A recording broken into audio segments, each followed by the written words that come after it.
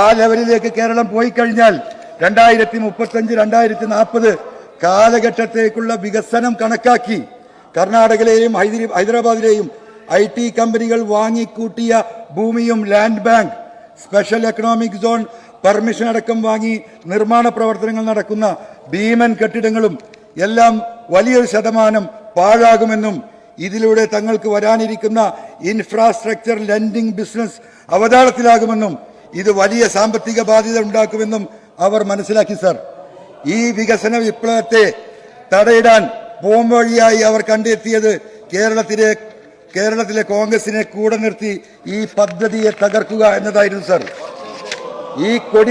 ഈ കൊടും ചതി ചെയ്യുന്നതിനായി, നിങ്ങൾ ശബ്ദം വെക്കും, ഈ കൊടും ചതി ചെയ്യുന്നതിനായി AICC general secretary Shri KC വേണുഗോപാലുമായി ഈ കമ്പനികൾ പ്രാഥമികമായ ഗൂഢാലോചന നടത്തുകയും ഈ ദൗത്യത്തിന്റെ ഉത്തരവാദിത്തം കേരളത്തിലെ പ്രതിപക്ഷ നേതാവ് ശ്രീ VD സതീശനെ ഏൽപ്പിക്കുകയും ചെയ്തു. ദൗത്യം വിജയിച്ചാൽ സതീശന് കിട്ടിയ ഓഫർ കേരളത്തിന്റെ മുഖ്യമന്ത്രി പദമായിരുന്നു. സർ, ഈ തിരഞ്ഞെടുപ്പിൽ LDFനെ പരാജയപ്പെടുത്താൻ എത്ര പണം ചെലവഴിക്കാനും ഈ കമ്പനികൾ അന്ന് തയ്യാറായിരുന്നു. സാർ, ഇനിയാണ് നിങ്ങൾ കേൾക്കേണ്ടത്. നിങ്ങളെപ്പോലും വിറ്റ് നിങ്ങളുടെ നേതാവ് പണം വാങ്ങിയിട്ടുണ്ടോ എന്ന് നിങ്ങൾ ഓരോരുത്തരും ആലോചിച്ചോ? ഈ ആവശ്യത്തിലേക്ക് ഫെബ്രുവരി 2021 ഫെബ്രുവരി മാർച്ച് മാസങ്ങളിൽ 150 കോടി രൂപയാണ് ഇലക്ഷൻ ഫണ്ട് എന്ന നിലക്ക് കൈക്കൂലിയായി ശ്രീ VD സതീശന്റെ കയ്യിലെത്തിയിട്ടുള്ളത്. കേട്ടിട്ട് പറഞ്ഞോ?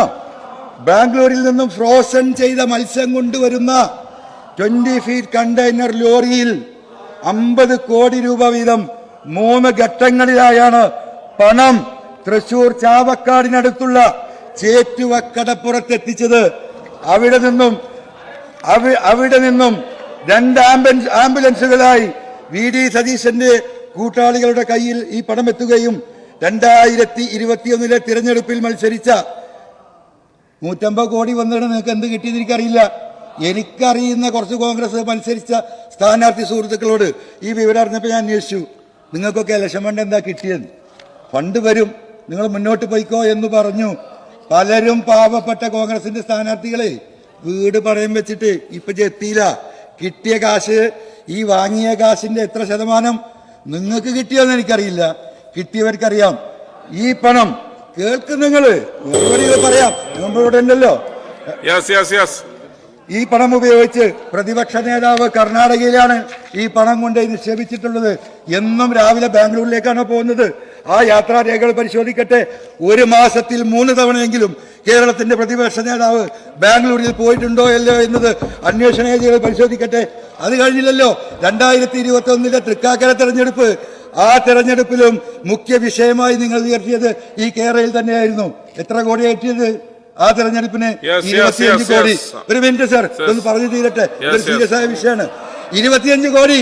നിങ്ങൾക്കറിയോ, UDFന്റെ ആദ്യത്തെ സമ്മേളനം, ഇലക്ഷൻ സമ്മേളനത്തില് അന്ന് KPCCയുടെ പ്രസിഡന്റ് അവിടെ വന്നപ്പോ ഈ പ്രതിപക്ഷ നേതാവ് പറഞ്ഞതെന്താ?